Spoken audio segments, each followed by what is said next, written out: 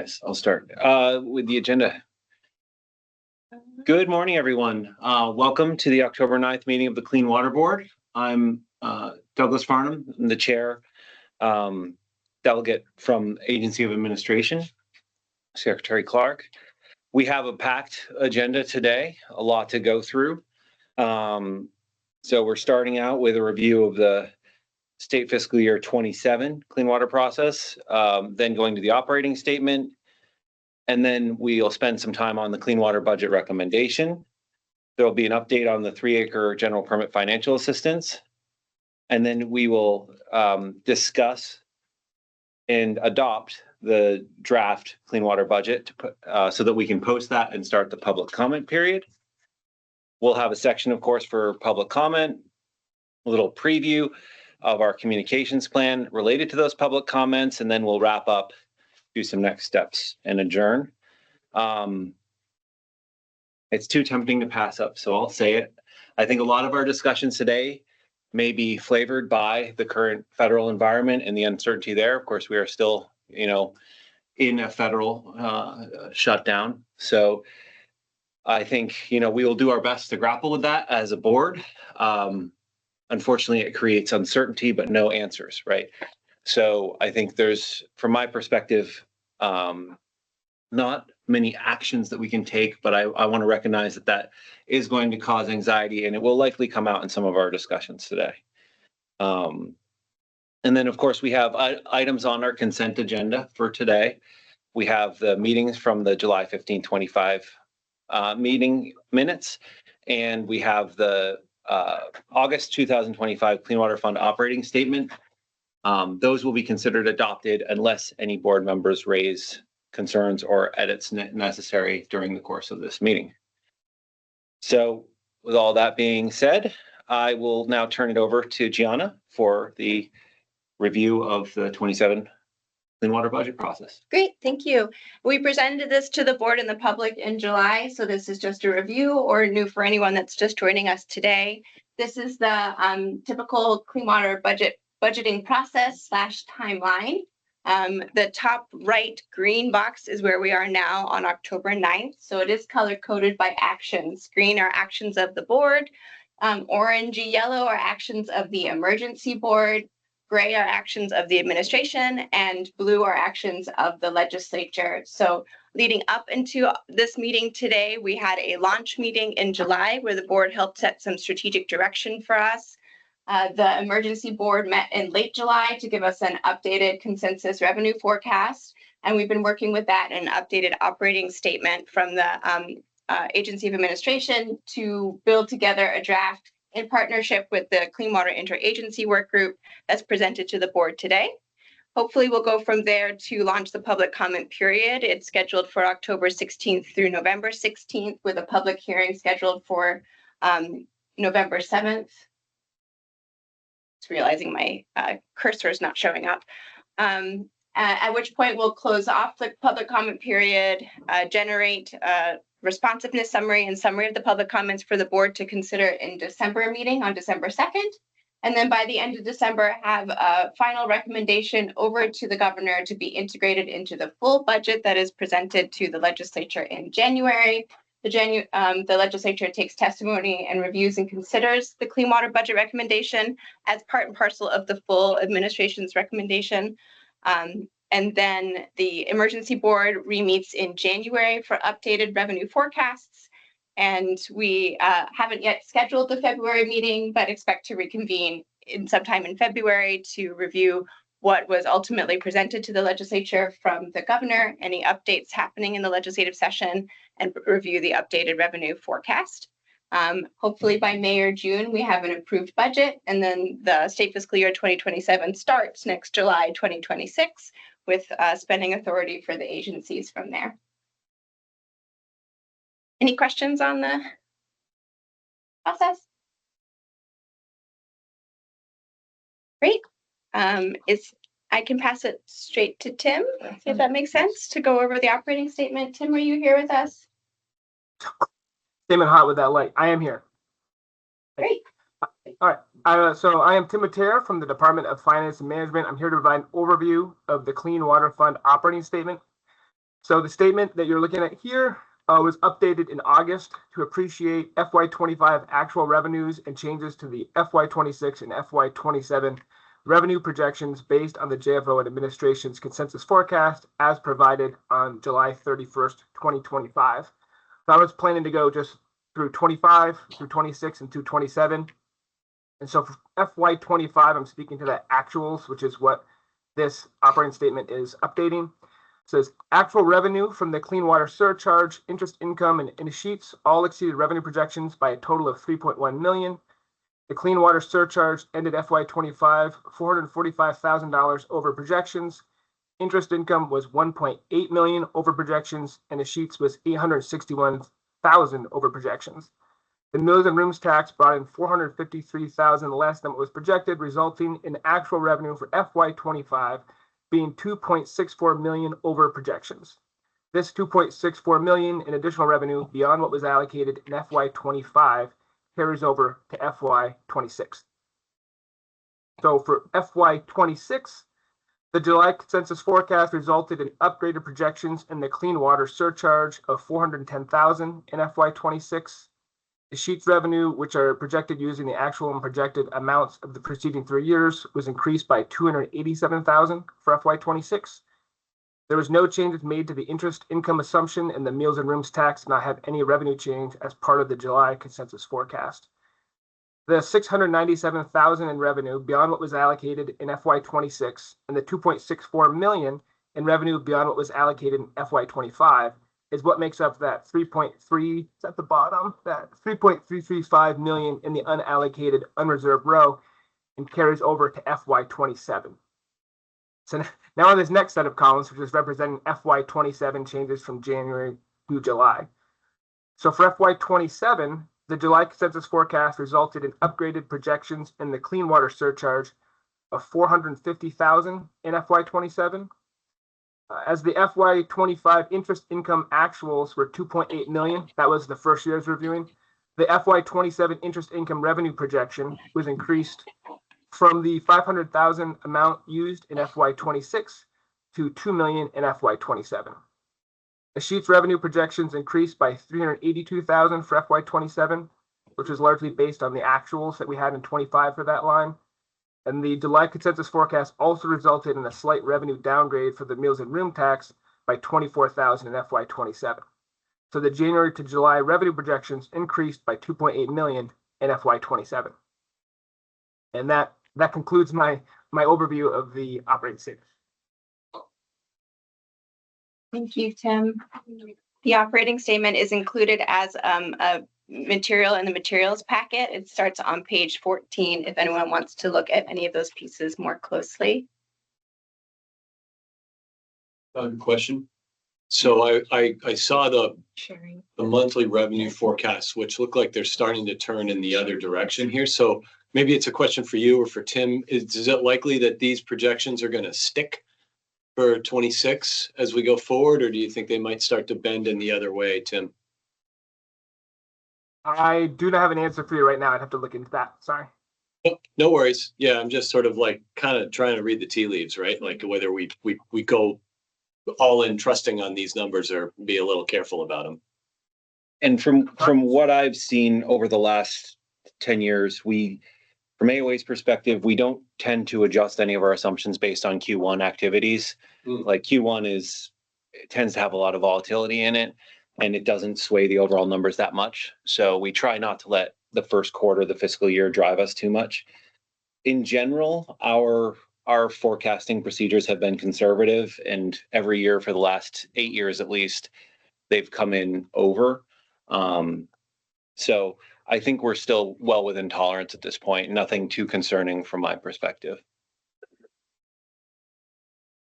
Can I, apologies for coming in late. And Tim, if I missed this, but is more than half of that up is interest income? Is that accurate? And that seems more real than maybe the changes in some of the other funding sources. Am I reading that correctly? Yeah, that there's of that 2.8 I mentioned as FY27 revenue upgrade from January to July, 2 million of that is the just adding the interest that wasn't included as part of the January estimate.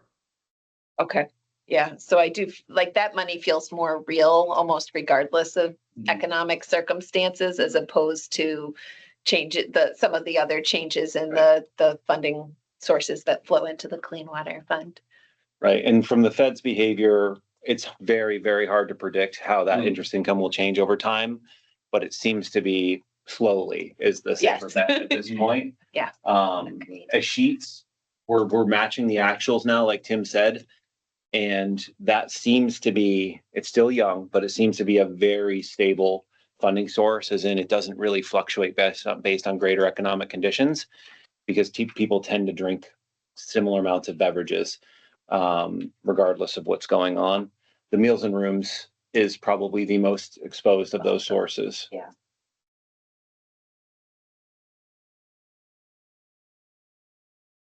Should we move on to the summary, draft recommendation? Yes, and if there are no more questions on the operating statement, yes, let's move on to Sarah. Gianna, would you start with the budget at a Okay. glance and then I'll Yes, review the budget? happy to do that. Okay. It's loading the file in PowerPoint Live for me now. Oops.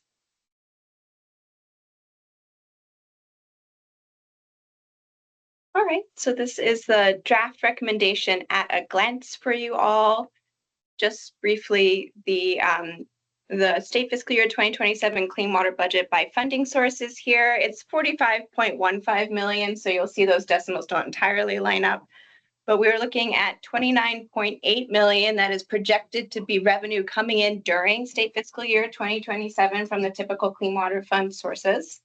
We're looking at 10 million from the clean water section of the capital bill assigned for state fiscal year 2027.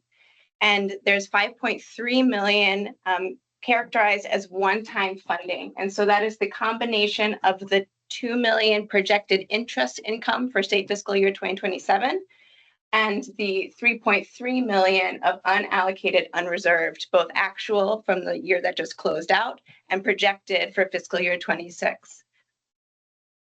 What does this look like across in comparison to other state fiscal years? This bar chart on the left shows the full budget size in millions, and on the x-axis shows the fiscal year as budgeted and approved. So the teal is the Clean Water Fund, the yellow is the capital bill, the slashed teal is one-time funds, although we only really started characterizing those around state fiscal year 2024. And then the red hash lines are the American Rescue Plan Act dollars.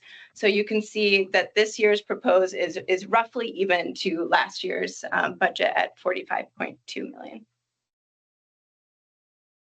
And then this is a quick pie chart to just show how the budget breaks down across the priority tiers for the board. And those priority tiers are outlined in statute. And this distribution varies if you just zoom in on the Clean Water Fund or just zoom in on the capital bill dollars. But this pie chart shows you the full budget. And as a general practice, the board is aiming for 60% in tier 1, 30% in tier 2, and 10% in tier 3 and other, although again, that varies based on availability of other funds and needs. And so you can see this draft budget in front of you generally reflects that distribution with 66% in tier 1, 21% in tier 2, 0% in tier 3, and 13% in other priority tiers. Gianna, there was a comment that maybe folks online couldn't see the pie chart. Was it delayed and showing? Can you see it now? I'm seeing it so Okay. I don't know if it was just a single person's problem. Great. Thank you for the flag. Also on the Clean Water Board meetings site page, we've uploaded these presentation slides. So if anyone wants to follow along with some of those there, you can access them. And then the last piece to share is just a screenshot of the policy document. So that's part of the meeting materials as well. And just a reminder to the board and to the public that the Clean Water policy document is really seen as almost the budget narrative, really the budget narrative for folks. So if you're curious, and I'm sorry to make you scroll through this, It starts on page 5 of the supporting materials. And this articulates both how the budget is developed, some best practices and framing and assumptions, and then goes into each line item, describes how the funds are proposed to be used, which is really what the administering agencies then turn back to make sure that spending is in alignment with this intent as well. So it's a useful reference for anyone interested in that. And with that, I'll turn it over to Sarah to walk through some of the key pieces this year in the budget. Great, thanks, Gianna. Sure. Thanks for keeping that up. Okay, so want to highlight some changes in the draft state fiscal year 27 budget. We have 2 different columns in the blue for the one-time unallocated unreserved funds to split up and make transparent the actual funds in state fiscal year 25 from the projected funds, including state fiscal year 26 revenue and state fiscal year 27 projected interest income. And then looking at the draft budget, they just wanted to share that the base funds lines are largely consistent with the state fiscal year 26, but we'll note that the 26 capital lines had a reprieve due to surplus in the Clean Water SRF match, and that has returned this year with an additional gap due to the removal of some congressional directed spending awards. Now I'd like to review the proposed use of the one-time funds that were allocated in separate columns, as mentioned a minute ago. And we'll review these different funding areas. So the first that I'd like to highlight is funds to the Agency of Agriculture to support grants to partners and farmers and provide program support line items. So there's 2 line items there.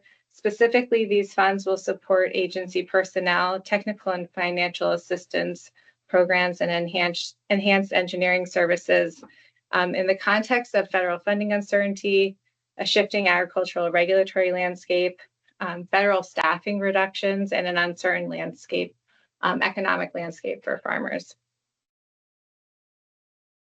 The next line I want to highlight is the funds to the Department of Forest, Parks, and Recreation to capitalize on contracted momentum for their state road best management practice implementation. Under this line item, FPR is implementing high priority forest road upgrades based on road erosion inventories completed across the state. And these upgrades will contribute to meeting existing TMDLs by reducing erosion, sediment, and phosphorus loading to downstream receiving waters in the Lake Champlain and Memphremagog watersheds. The next slide I'd like to highlight is the funds to support a stormwater utility payment for the town of Shelburne. And that is anticipated to represent 5-year payments to this municipality. Is all 5 years in there, Sarah? Yeah, I think Gianna, do you want to jump in? Yeah, we started the practice of yes, we had started the practice, the board, of doing $25,000 a year for 5 years for the active stormwater utilities. It came to our attention that Shelburne has been active since 2020 and was just missing, and so we made use of the one-time funds to sort of do a one-time proposing that here. Thank you. That's helpful. Yeah. Thank you, Gianna. And the last line is for 3-acre general permit financial assistance. And these are funds to grow and leverage funding and financing structures for stormwater 3-acre compliance, which really leads to the next item on the agenda, where Gianna will provide more of a detailed update on this topic. But before that, can pause if there's any discussion on or questions. I think we'll have discussion later. Doug, I might have some. I'm acting like I'm a board member. I'm sorry. I'm not, but On the stormwater utility payments, there's been so much discussion and energy about that, and we're going to start the stormwater legislative study committee this afternoon.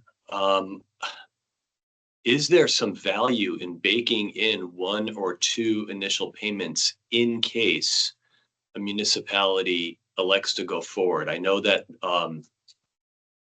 Senator Harrison and her district has been very hot on incenting the development of utilities, even outside of the 3-acre framework. So I'm just sort of throwing it out there that's it. That there's a lot of swirl on that.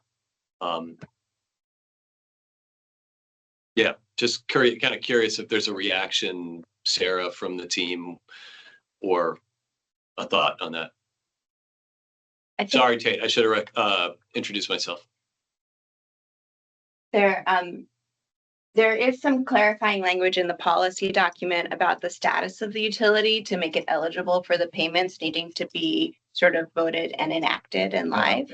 Okay. So that there could still be value deferring to the board about whether they'd like to put some money in there just in case, but it ties to utility in existence. But you're pointing to maybe the ability to utilize those dollars might not be realized for a new stormwater utility in the next year, right? Okay. Yeah, and I think that's been our current practice up to this point is the utility is established and then the incentive payments are made. But we know that we're entering into the study committee. That study committee is going to present a report to the legislature, which would set the stage for any policy changes that may be implemented. And that would likely have an impact too on our policy document and how we approach the clean water budget bill. So, but yeah, it'll be really interesting to see how that policy discussion plays out and keeping the board up to date as it proceeds. Thank you. Thanks. Oh, and sorry, I'm Emily Bird speaking in the room. I can't see. I saw some comments fly through, but I don't know if there's any board members that are trying to. They were was just just a- asking who was speaking. Okay, yeah, thank you.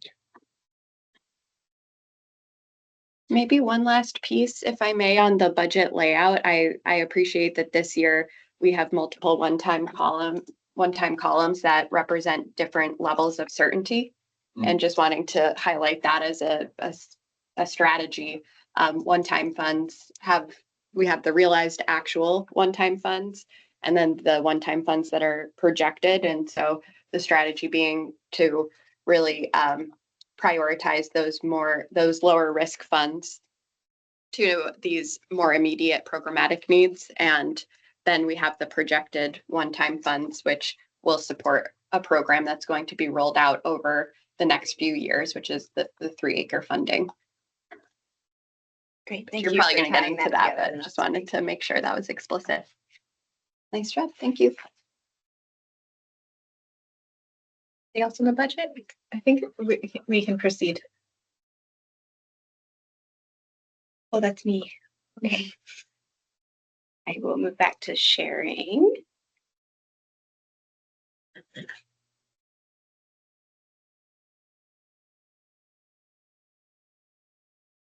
So work Chair Farnham to move on to the 3-acre funding overview.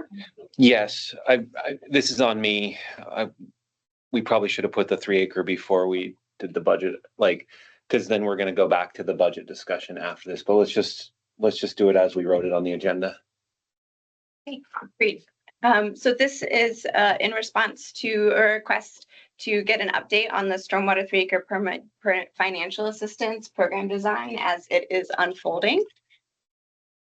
So just starting with a refresher on where we've been in the last year in review, the board members may recall that DEC came during the state fiscal year 2026 clean water budget, made a recommendation to support a linked deposit financing model. This was in the context of realizing there's still an unmet funding gap in the space, and the limited dollars, flexibly moving them more into a financing model to be able to try and extend them as much as feasible.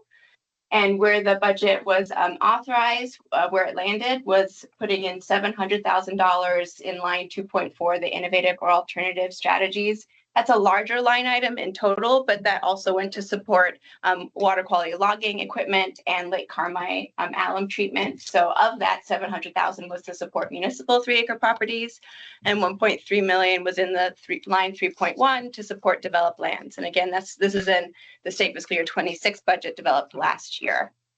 Then January through May, DEC engaged with the legislature on what became Act 37. And so we talked a little bit this summer about some of the things that Act 37 did. And just doing a quick summary here in terms of leaning in a lot more on the concept of the role of a municipal or regional entity in adopting or assuming the permitting obligations of private sites, and also supporting them in the revenue raising and construction and operation and maintenance obligations under that.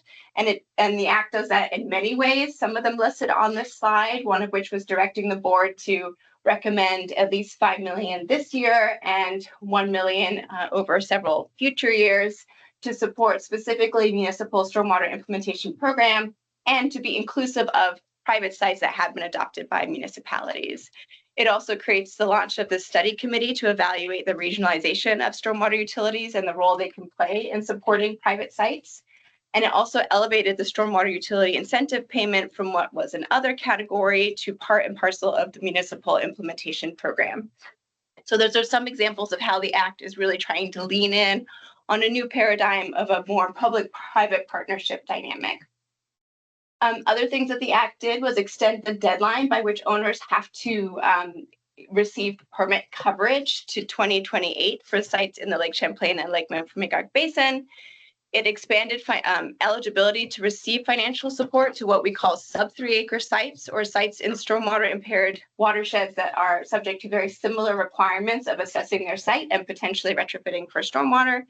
And it also included an ask to the agency to prioritize financial assistance towards sites used for residential purposes.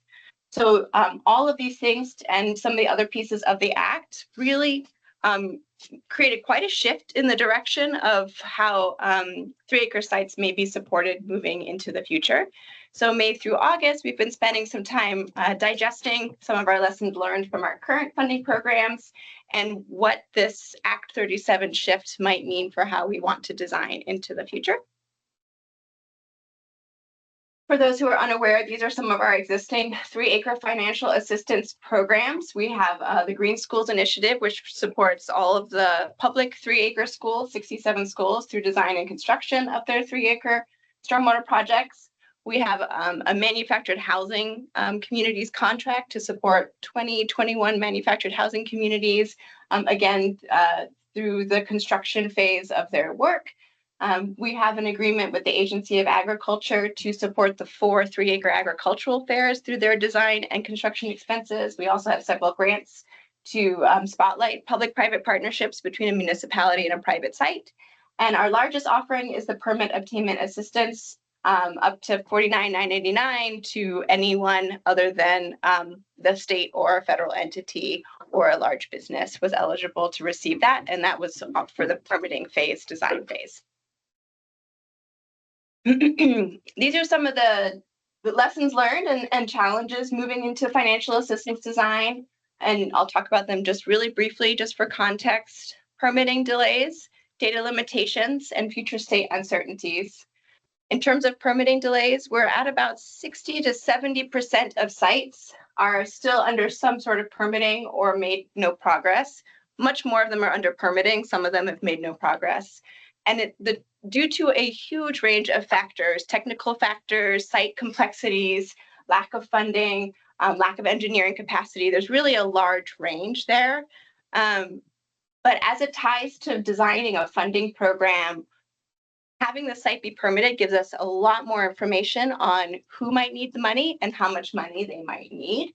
Once permitting is complete, we have much better sense of what the design might look like, whether there even needs to be a project there or an impact fee, and who is going to be the assigned permittee. And that would affect sort of their capacity, technical and financial capacity to implement the project. We have significant data limitations. We generally can tell a site based on the 3-acre list who the permittee name is or what the site name is. And from that, we can We can pretty confidently guess when a municipality is involved. We can somewhat guess when a homeowners association is involved if their name includes words like owners association.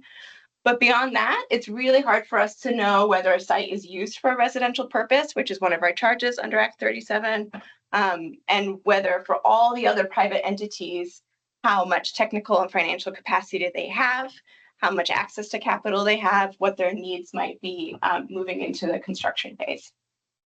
And then future state uncertainties, certainly the introduction of sub 3 acre sites introduces another at least 75 sites that we've not engaged with to date, and a new audience for us to get to know and understand what their needs might be, and if there's any nuances in their permitting requirements. And also Act 37 in general, and the role of a municipal or regional entity in partnership with these private sites, and what that dynamic might look like really informs who we're trying to deliver the funding to and what level of needs they might need. So that's hopefully to try and explain what you might be seeing in terms of the budget in front of you for state fiscal year 2027. So the things that you will see is first, different from last year, a single line to support both municipal and private sites. It's a new line item this year, 2.5, 3 acre general permit financial assistance. You will see that the 3.1 that's specific to private lands and the line that's specific to municipal is zeroed out and points to this line. And the reasons for this recommendation is some timing complexity for municipal adoption.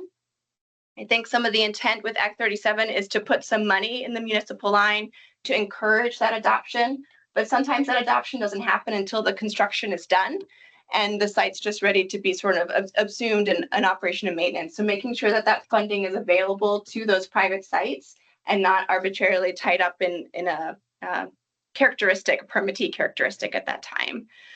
Also the charge to prioritize residential sites. There's about, pardon me, let me just scroll down to that. About 23%, so a fifth to a quarter of all the sites are possibly used as residential. That's just based on our first blush of reading the permittee names. And of all of those residential sites, only about a third of them have a municipality involved as a permittee or co-permittee. So that leaves 2/3 of priority sites not related to the municipal line.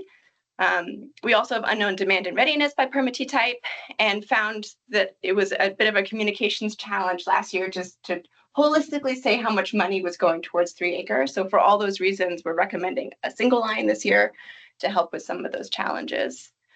We're also recommending meeting the legislative charge across a few years, as opposed to putting a full $5 million into this particular budget. One is the consideration of all the other budgetary pressures that was presented to the board in July and that Chair Farnham was alluding to again at the beginning of this meeting. And the other is just in consideration of some of the pacing needs for the 3 acre funding design, recognizing that some of this dust needs to settle of what we learn about from the study committee, what allowing more permitting to advance so we know more about our audience and the like. So what we are recommending this year is to direct what we do have as available funding towards a few pieces, including some unmet needs in our existing 3 acre programming, the priority 3 acre programming, and piloting, incentivizing municipal adoption within the MS4 communities. This second item really leans in on what Act 37 is trying to get at, and really trying to see how feasible can this be. There's about a third of all the 3 acre sites are in MS4 communities and don't otherwise have a municipal participation as a permittee or co-permittee. The MS4 communities tend to have higher technical and financial capacity, and they have a pre-existing permit that can kind of receive the 3 acre permit. So for a lot of reasons, they're a great place to test some of the direction that Act 37 and the Regional Stormwater Utility Study Committee might be leading us towards, and give us some good lessons learned there.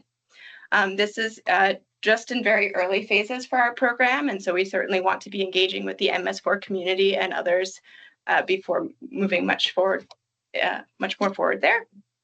And you'll also notice in the policy document some softened language as it ties to link deposit. And then some final thoughts. Act 37 led to really fantastic breathing room for permittees.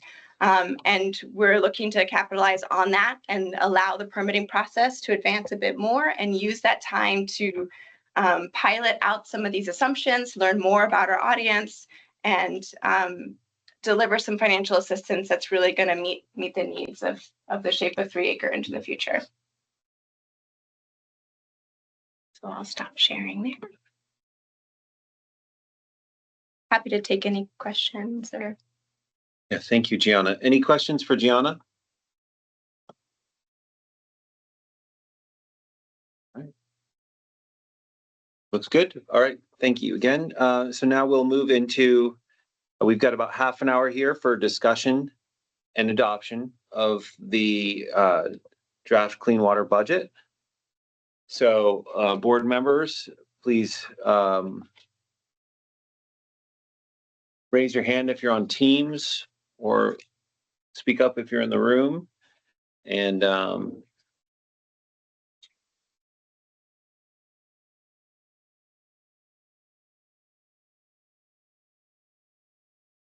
Jean, is that right? Yeah. Go ahead, Jean. Kind of lower your hand. Oh, Sorry, I'm all set. I hit the button, the wrong thing. Sorry. all right. Nicole? Yes, so we had a couple of questions about kind of the budget structure with one time versus the grants, and I'm hoping that it's okay for me to ask Laura DePietro to explain this so that it comes across a little bit more articulately with the history. Laura, go ahead. Yeah, so definitely appreciate all the effort that everyone's done to put this budget together and to try and build the resources to try and meet the needs.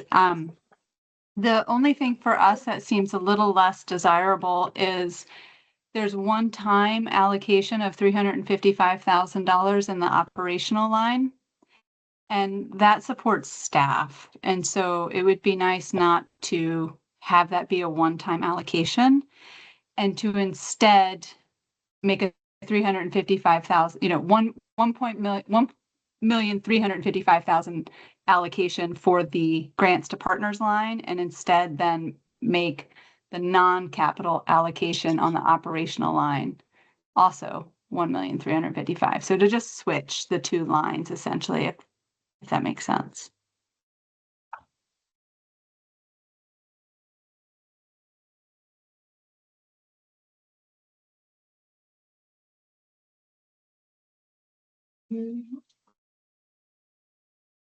So,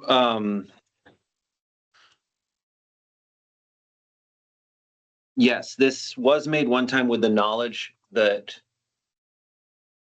those are staff. I think that the nature, I believe, aren't some of those positions limited service positions? Is that right, Laura or Nicole? Are those positions ARPA positions?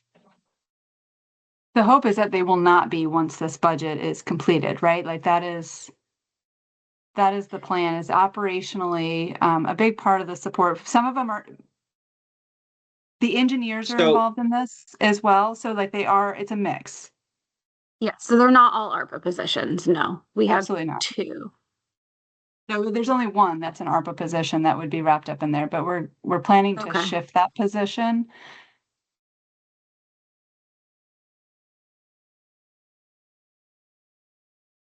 I mean, So I in think essence, we've had shortfalls that have come up year after year in various areas. And so we have several staff that are involved in this.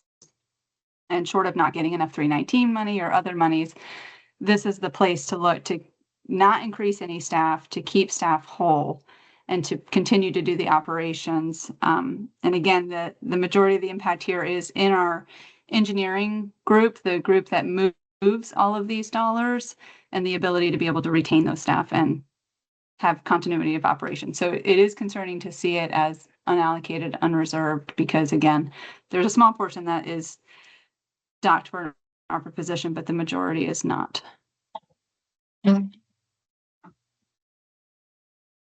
Laura, can I ask a clarifying question? Of course. Are you suggesting to increase the funding for line 1.51 program support to 1.355 million and then reduce the partners and the water quality grants line by that? Yes, thank you. I realize I just added both, but no, I'm not trying to add budget. I'm trying to just shift them. So deduct from one line item and add to the other so that it's the same total for all of the budget categories. So it shouldn't shift any other category across anything in the budget, just within ag, shifting those two. So because limited service positions are, I will call it out that could create a situation where the governor does not approve the Clean Water Board budget as he always has in the past, because limited service positions haven't been reviewed yet. And I am a little bit concerned about making that particular swap, because I think I'd have to understand better how the $1 million, or the 1.35, how much of the $1 million goes towards permanent classified positions and how much of it goes towards those limited service positions. Where the administration is reviewing all limited service positions and is not automatically extending any of them. And that's why one-time funds might be appropriate and would be acceptable to use for those, whereas base funding would imply a lot like a permanent commitment to that position continuing, which is not the intention at this point with any ARPA positions.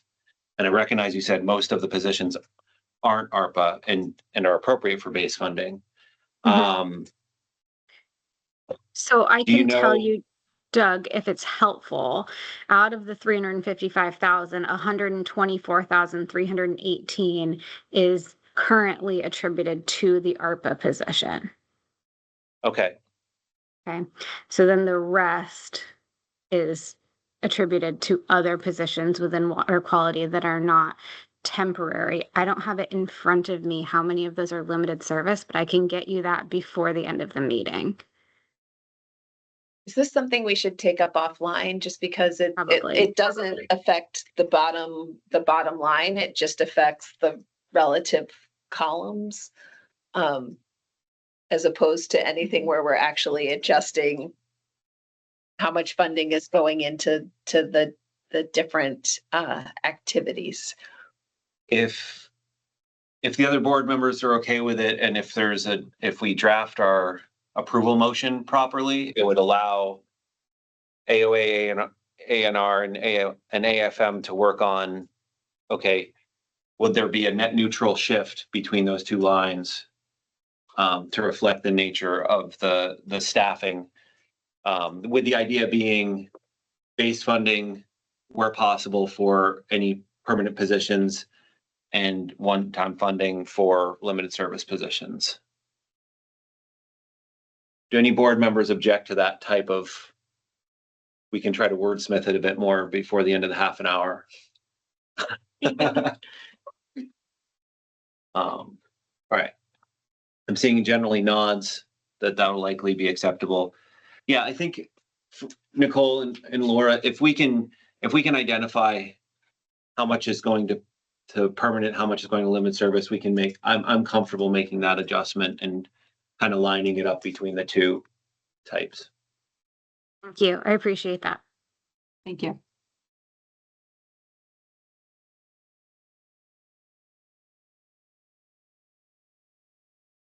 So a couple of issues I would put on the table. One is not maybe dissimilar to what the ag agency just raised in terms of 3-acre staffing, and it tacks and ties back into the presentation Gianna made about where we're at in the arc of that.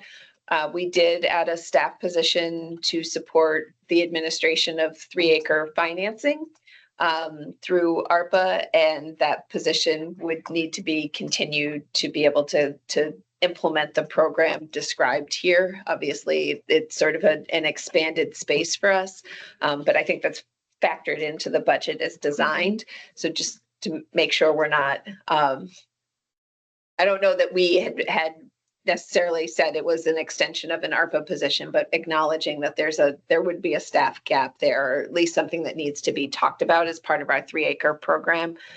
And then the other piece, just to put on the table, and I'm not sure if it's a 26 or 27 issue, but feel like it needs to be in front of this group, is because at federal fiscal, I'm gonna look at Neil, 25 Fiscal 25. was a continuing resolution. It means there was no congressionally directed spending. It means we received our full SRF allocations, which we hadn't anticipated. We budgeted low for the required state match, which isn't required for congressionally directed spending projects. And so I don't know what the breakdown is, and maybe Emily or Neil knows, between drinking water and wastewater or clean water, recognizing only the clean water really comes out of the Clean Water Fund.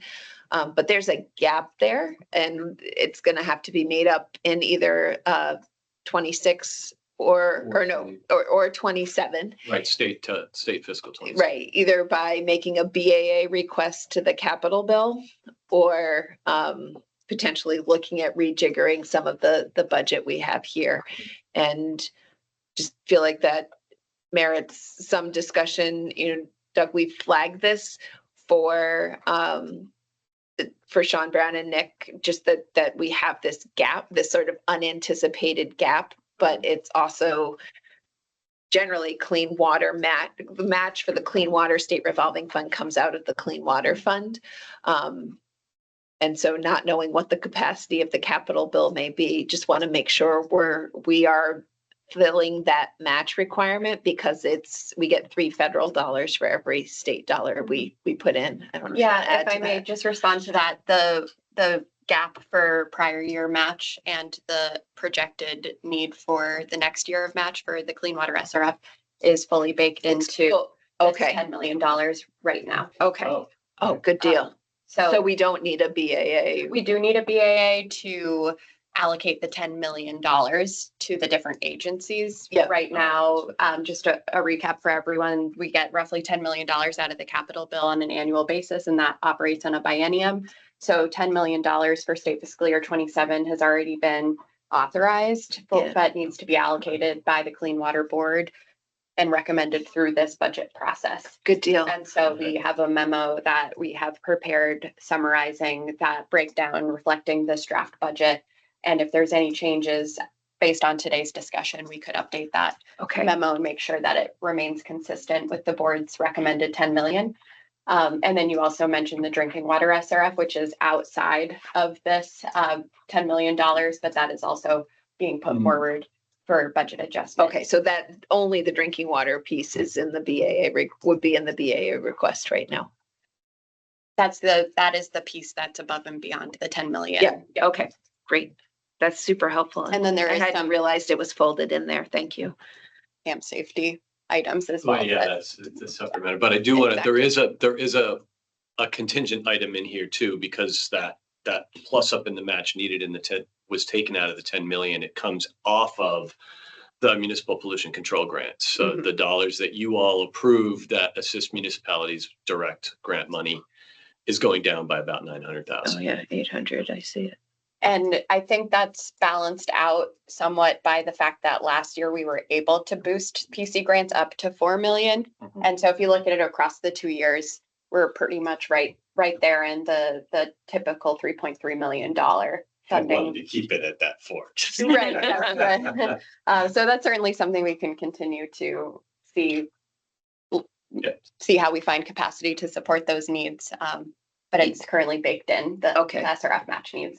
Yeah, so I guess, Doug, to put it out here for the board to discuss is we could also put it forward as a BAA request, a capital bill BAA request, in addition just the allocation to say we actually need $807,000 more, right, than what we had been allocated, because we have this additional SRF or grant money that we can capitalize with those funds, and how we want to handle it, I think, because we are going to have to make a BAA request for the drinking water SRF match. And just, I don't I have a couple of public comments I've received that I probably should share from municipalities very concerned about municipal pollution control grant funding and what it means for the affordability of their projects. I will look to forward those to you right now. Thank you, Secretary Moore. Yes. Bob? It's like talk radio. I'm on hold. So first time, long time. So I got a few comments. One, my picky one, and I bring this line item up every year, but is the innovative grants, innovative or alternative technologies being zeroed out. That's a bummer.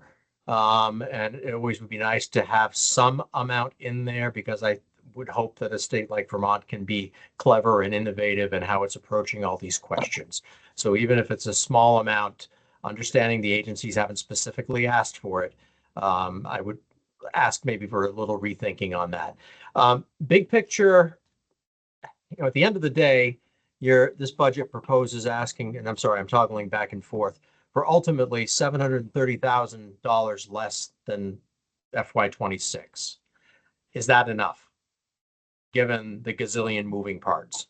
So I put that on the table for consideration. And then final comment, and appreciating the PowerPoint and the discussion about the 3-acre stuff. So it's a little over $3 million is going to that. Is proposed to go to that. Do we have a breakdown of how that's going to be allocated vis-a-vis the priorities that were identified in the PowerPoint? We are looking at existing funding right now, so we do have so for state fiscal year 26, a reminder, there's the 700,000 and the 1.3 million there. And then there's also funding in a federal award to DEC by way of the Lake Champlain Basin Program budgeting process. And so there's potentially more than that we're looking at to pilot and seed the MS4 3-acre pilot program. The exact breakdown of the 3 million, I don't think there's some magic that maybe Sarah can speak to about how to break that down. I appreciate our role is approving the budget, not micromanaging operations or stuff like that. So I get it, but the linked account thing continues to be something of interest, and would love to better understand that as that conversation is evolving. Thank you. And I can speak to the priority existing programs that we're looking at in terms of our awareness of funding gaps. We're really zeroing in on the manufactured housing community space. It's currently funded with about 9 million, and that might support half or less than half of the manufactured housing communities for known needs, but they're also still going through their design work. So that's a receiving bucket for some of these current available funds as well. Thank you. Yeah, I just mulling on what you said about the line, 2.4. And I think that's a fair statement, Bob, but I think the line itself also creates a flawed perception that we're not trying to apply innovative technologies throughout the course of our programs. And in viewing A&R from the outside, and ag, and VTrans, right? I do see our program that's baked into our program. So I honestly wonder if the line itself even is beneficial at this point, because our programs are all trying to. Now, is it valuable to have an academic style separate, lane for that type of R&D? Or is it more beneficial to have it through the operations and the people on the ground? And I think you could debate that probably for a long time. I don't know. I'm honestly, maybe I'm a bit biased because I've run programs and I like the hands-on approach to learning and continuous improvement. And I chose not to go into academia. I don't know if anyone else has any thoughts on that, because I think it is a good item to raise, Bob. And I think how we construct these line items does actually really matter in how people perceive the spending and the programs and what we're doing. I think we've had the Lakes in Crisis line in particular has created misperceptions about how much we're investing in Lakes in Crisis in the past, right? It's a very small amount. It's only for a very specific slice of what we're doing for those lakes. And so it's the same perception problem, right? The fact that this is now not funded at all is like, oh, well, we're not innovating. It's like, well, yes, we are. We definitely are.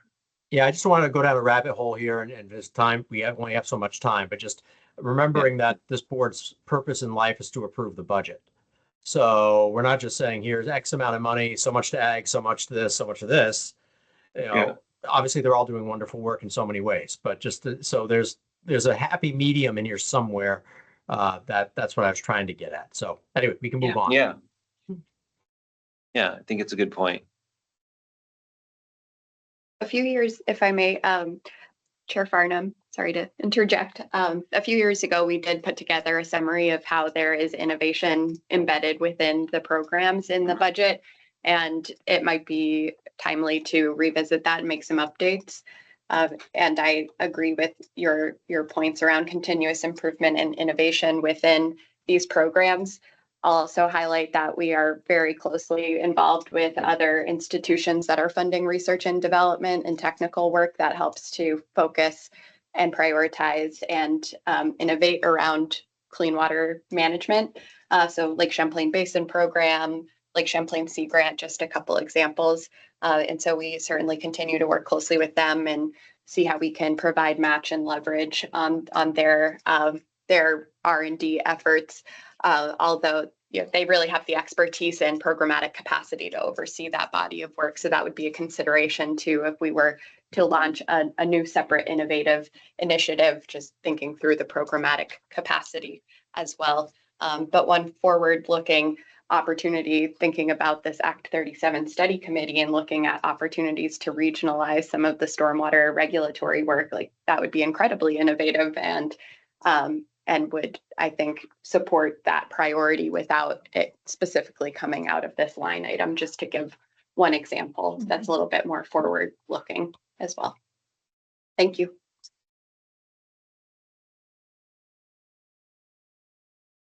Wendy?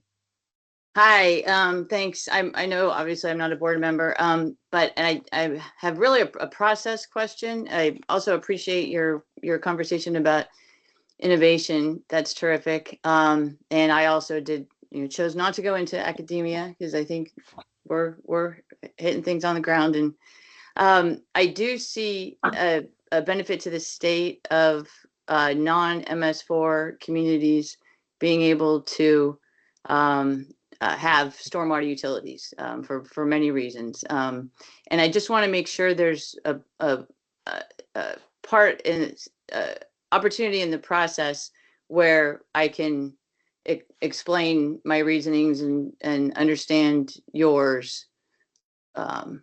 Because it sounds as if the funding for that is being eliminated. Perhaps I misunderstood. This is sort of Neil, if you can respond to that. If you sure. Thank you, Senator Harrison. Good afternoon or morning. It's Neil Kamen.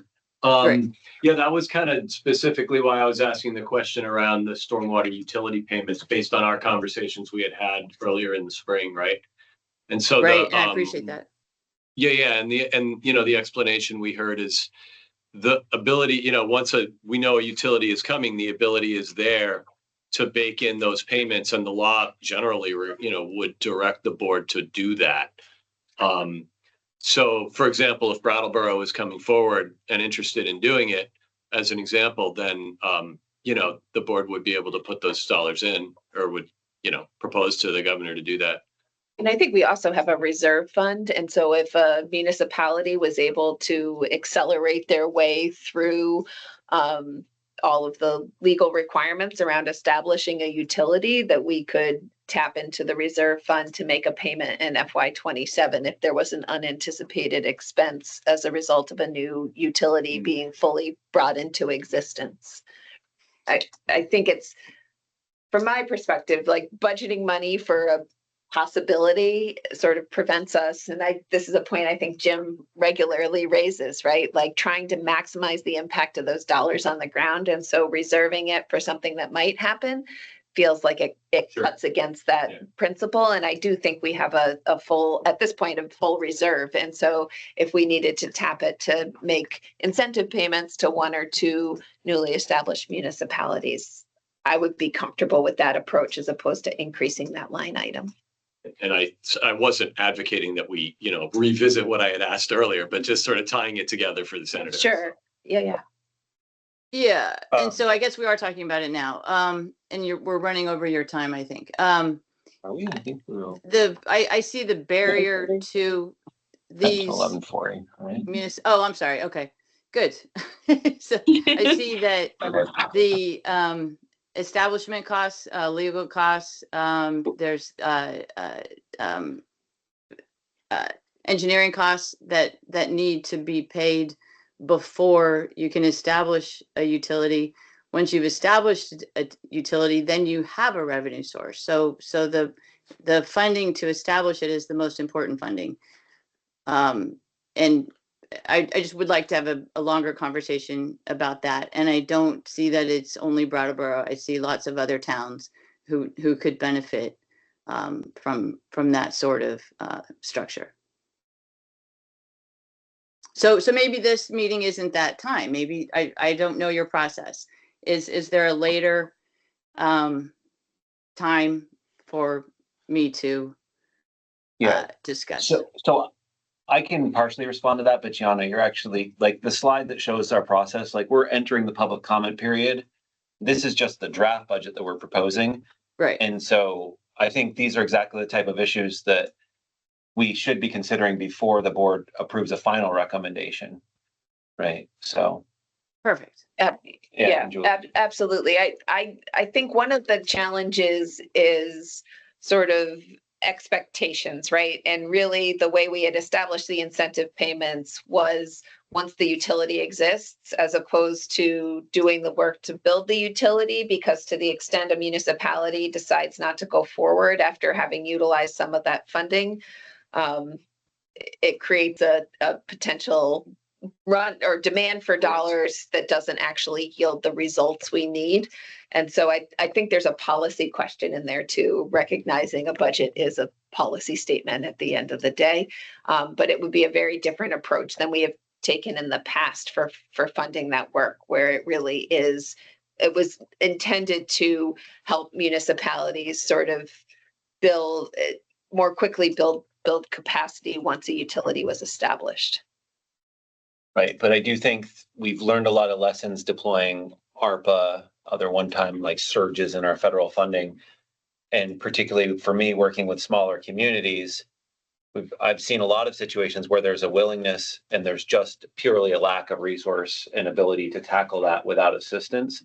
In our pre-development structures across the state, this is not a clean water specific problem. Our pre-development structures are pretty lean. Like we don't have very many of them. And it's for that exact reason. We don't want to invest funds in something that's risky and have the municipality back out. It gets trickier, and there'd probably have to be some type of more complex policy developed about kind of risk sharing. Like if you back out, you're going to have to return half of the money that we give you, like, or something like that. But I'd be happy to put some thought into it. Yeah.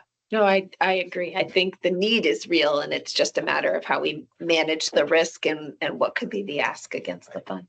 And not to get too weedy, but what Julie said about our reserve is absolutely true. We have a healthy reserve.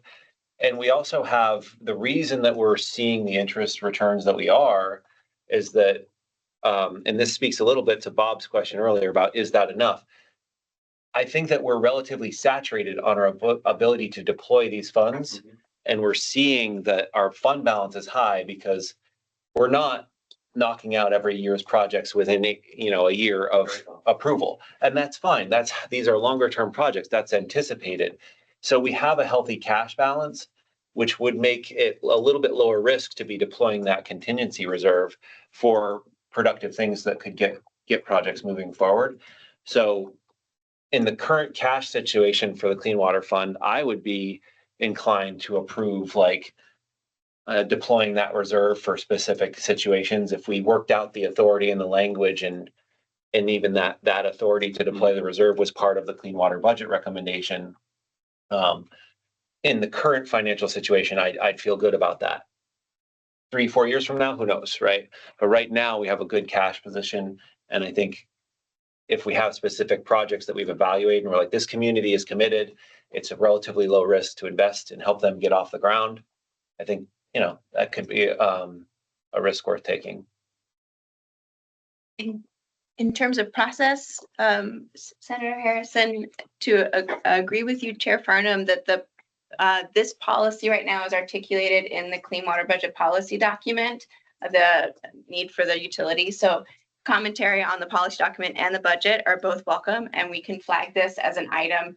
Welcome certainly written suggestions on how that could be edited too, and we can bring that to the board in December. If it requires sort of a longer term discussion, we also have now the July board meeting to unpack more heavy policy discussions as well. And so we can work with Chair Farnham and Secretary Moore on where to park that to make sure that we're really advancing that to meet the needs of the municipalities. And Thank you. That's helpful. If we propose language, as we being the board here, if we propose language to more actively deploy or to have the ability to more actively deploy the contingency reserve, then we'd want to keep it separate because it's not new money, right? Right. We'd want it, but I think we'd want to have maybe a footnote or something on the budget statement that says, we do have this $2.5 million that, given the right circumstances, can be deployed in the following ways. Yeah. Because it would become a little bit more of an active part of the picture as opposed to what it is right now. I'm very intrigued and appreciate that. And I think it would be helpful to revisit the contingency reserve guidelines to reflect that additional use. So just in terms of connecting this directive to our policy materials, I think that would be a great place for some of those discussions to be documented. And that could happen outside of a specific state fiscal year budget. Yeah. It could be it is a standalone document that spans the whole continuity of the board's work. So we could look at that document to house any specifics. Absolutely. Thank you. Great, thanks. I apologize. In a shocking development, I did not bring my cell phone with me today. And there's no. I know that is. We are working on a clock that's with this bear cord. It's 11:42. Yeah, 11:42. That's what you were looking for. Doug, I'd like to suggest a friendly amendment, which would be to maybe take public comment before we approve the draft budget to post, just in case what commenters would like to raise issues around the budget before we approve it. I like that, Julie. Yeah, let's move to public comment now. So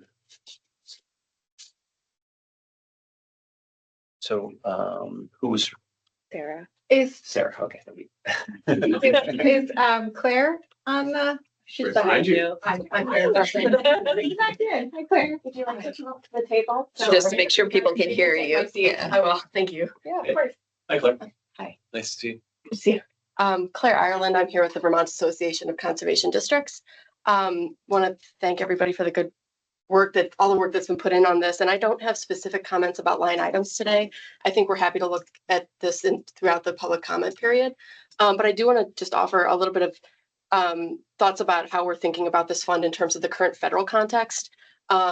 We do rely heavily on the Clean Water Fund to support our staffing, the clean water workforce that we employ through the conservation districts and through VACD.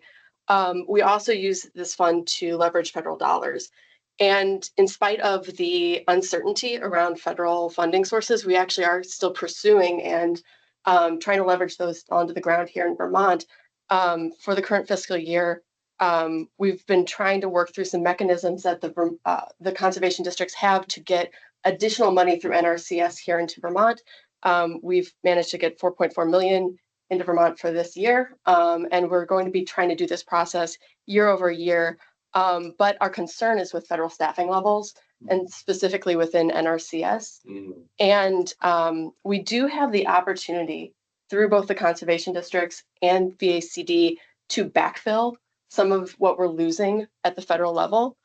So for example, right now, all but one of the program assistants through NRCS are VACD employees. And those are the people that do the grant work and the contracting to get federal money on the ground. We're looking to expand on that.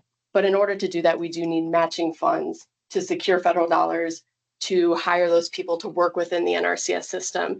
And specifically within this budget, line item 1.4, which is through the Agency of Ag, it's the water quality grants to partners and farmers. That is our best source of match to do that work and to help backfill federal capacity. So I would just take a look at that line item to make sure that we're not losing that ability to maintain our clean water workforce as well as backfill what we may miss here in Vermont. Specifically, we're concerned about engineers, we're concerned about cultural resource specialists and archaeologists, we're concerned about program assistants, we're concerned about GIS specialists. These are all positions we can hire for that can help move projects forward, help get money on the ground. So just want to offer that. And beyond that, we're happy to dig in more in the months to come. So thank you.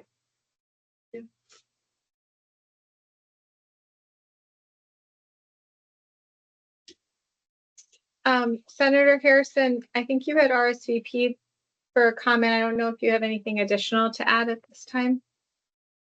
No, I don't. I wasn't sure how formal you were. So thank you for letting me comment earlier. Thank you. Okay, and I didn't see, Callie, did you see a page? I didn't, but let me check Joined. quickly.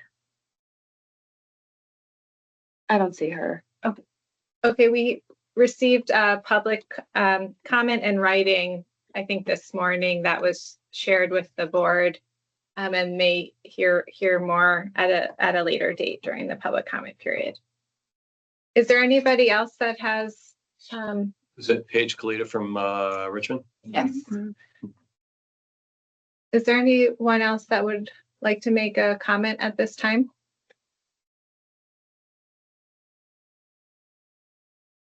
You can raise your hand or unmute.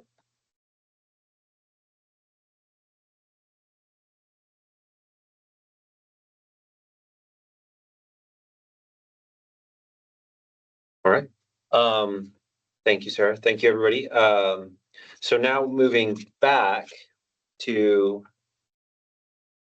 approval of the draft Clean Water Board recommendation that we're going to post for public comment. Again, just a draft beginning that public comment period, with the ability and expectation that the board may make some tweaks after the public comment period has ended. And I do wonder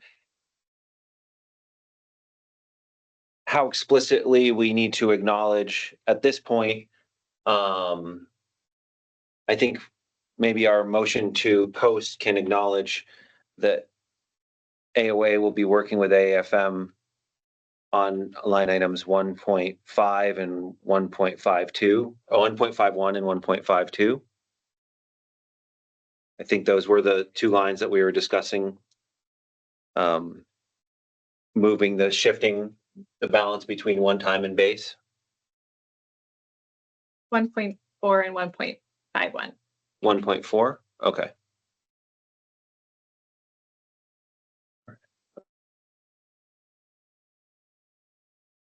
Okay.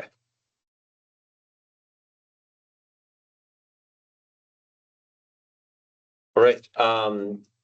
Any board members, do we require any further discussion today before posting the draft? Then I would like to request a motion to approve the posting.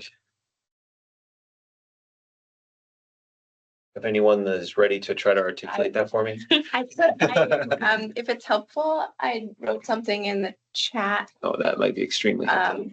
Is that not? Oh, you just have to turn on the chat on the Yay link thing. Oh, thank you.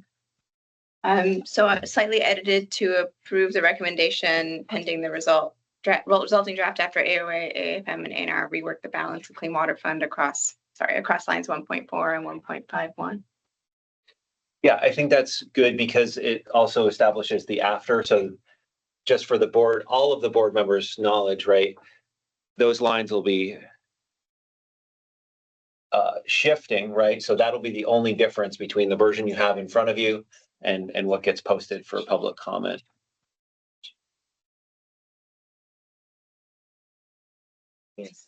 Mr. Chairman, Doug, I'll make that a motion. Right. Thank you, Tate. Do I have a second? I'll second it. Thank you, Jim. Can we have a little discussion? Yes. Which is just, do we want to dig into the state SRF match municipal pollution control grants further? I mean, I do think maybe it just happens through the public comment period and it's something we tee up as an area that we are specifically interested in hearing from the public on. I think we've done that in the past, is identified like in how we bring it forward. And I know the next item on the agenda is to talk about the public comment period, but to highlight a few areas that we're specifically seeking comments on, and maybe it's that. But I am a little concerned about, we know we have this surge of wastewater treatment plant improvements that's currently underway. And so reducing municipal pollution control grants right now is sort of a challenging moment to do that. It makes the math work, and I understand why it's the way we've brought it forward, but just want to make sure that we're paying attention to what I think will be immediate municipal concerns over that approach. And just for context, Neil or Emily, are you able to speak to how much demand there is for those dollars as compared to what we have available? Go ahead. I know the number as I'm looking, staring at it on the screen, but go ahead. In terms of total demand, isn't Go it ahead, the you six, new to the director role, so thank you. But I believe that we've had a running tally of demand in the $16 million total ballpark. And we were able to leverage quite a bit of additional cash fund, one-time funds to add to what's in the capital bill a couple of years ago. But yes, that program consistently, significantly exceeds the demand exceeds the availability of funds. I'll add, so Did I those get are that real right? live projects, and I will add that if you just look at the intended use plan of all the projects that are staged for construction in the next few years, it's in your footnote 6 here. The tally is $55 million of total possible eligibility for municipal pollution control grants. Apologies, I got the number. No, you're good. That's just, you're just talking about the live wires that are on deck. Yeah. So I know we're running low on time. Those pollution control grants also impact our ability to expand our housing stock. Like, yes, so they're extremely important. My hesitation is I don't know which line the balancing debit might come from. Yeah, and so maybe it is just saying this is an area of particular interest for public comment. Yes. And highlighting it that way as opposed to making a change. Like it demonstrates our continued commitment to investing in wastewater treatment plant improvements. But I think soliciting some of that input may be a way to just make sure that we have that conversation when we reconvene in November. Yeah, I'd be December. very comfortable with that. December. Jim? Yeah, when you do that, will you also look at your cash need for 27? And, there's the commitment, and then when are they going to need the cash? Like when they're going to go, Jim? Oh, you're muted, Jim. Oops, yes, when they're going to go, when you're going to pay them. Yep. Yes. I think that's definitely fair to look at. Mhm. Okay, so we have the motion in the chat, and the only addition to that would be with added emphasis on soliciting public comment on line 4.5. Is that right? I think it is lines 4.4 and it's really about 4.5, but I think it's sort of in the context of 4.4 and 4.5 and capital bill priorities. Okay. So if you're willing to entertain that as sort of a friendly amendment to Yeah. what's up here, that we would post it, but with specifically asking for comment around municipal pollution control grants as well. Is that friendly amendment okay with you, Tate? It sure is, yes. Accept that friendly amendment. Right. All right, looking for another second after the discussion. Well, second now. All right. And then all in favor say aye or raise your hand on the screen. Aye. Aye. Motion passes. So the draft budget will be posted in accordance with that motion. And now we'll go to Colleen to discuss, and I know probably ran out of time, but we'll go through the communications plan and then I'll do a very fast wrap up. Great. Hey, Doug, we're just pulling up the slides now. Hey, Gianna. Oh, went to the beginning again, sorry. Okay, great. So yeah, I'm going to talk about the public comment period quickly. So the first thing is all the materials that I'm about to talk about can be found on our webpage.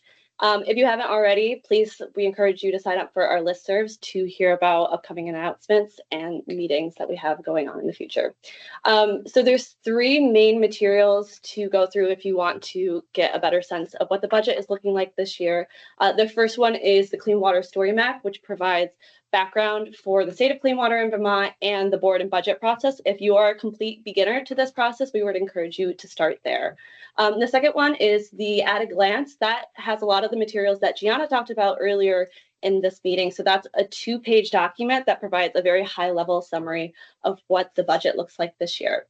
The plain language budget table is basically an expanded version of the budget table that provides a little bit more context about each of the line items. It has information like geographic location, a more in-depth description, and sectors that are being impacted. So those are both in the same file together. And then finally, if you want to deep dive into the information, you can take a look at the budget table, which we went over earlier today, and the policy document.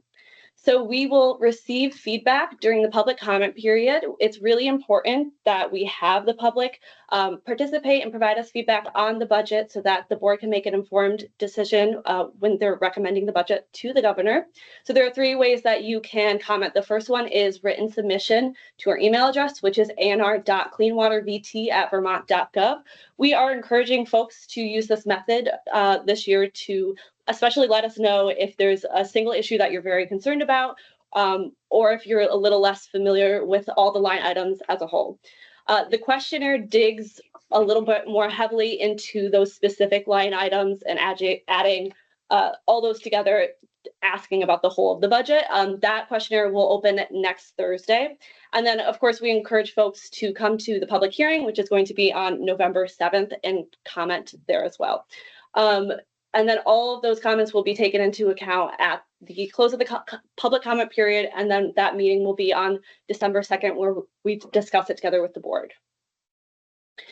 This is just some visuals of some of that collateral. So this upper left corner is a photo from the story map.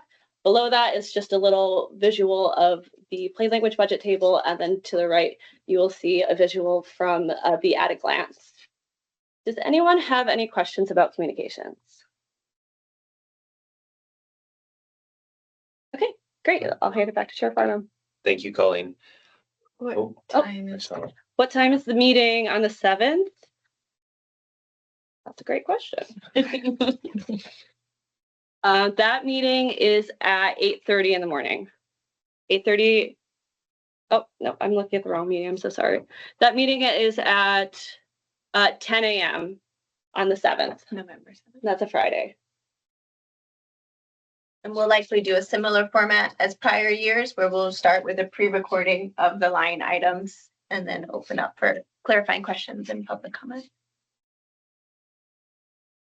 All right, to wrap up, and I will say that public hearing will be slightly more formal. Generally is how I approach the public hearings, a little bit more formal than the working board meetings.